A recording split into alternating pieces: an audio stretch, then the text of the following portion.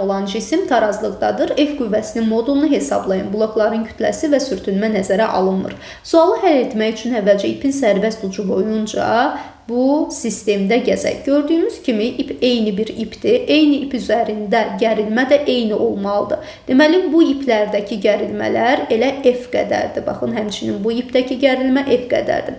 Digər tərəfdən biz kütləni saxlayan iplərə baxmalıyıq. Burada bloka diqqət etsək, bu blok yuxarı doğru 2F ilə dartılır. Onda deməli aşağıdakı ip də özü ilə 2F qədər olmalıdır. İndi M kütləli cismə baxsaq, baxın, bu M kütləli cismi yuxarı doğru F gərilməsinə sahib olan bir ip, eyni zamanda 2F gərilməsinə sahib olan digər bir ip daşıyır.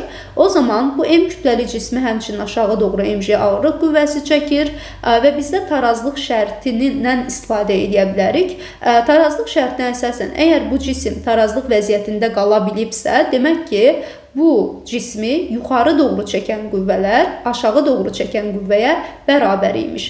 Belə ki, cismi yuxarı doğru çəkir 3F, aşağı doğru çəkir mg.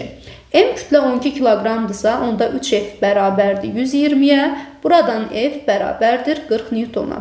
Deməli, sualın doğru cavabı A variantı olar. Sağ olun, gələn izahlarda görüşərik.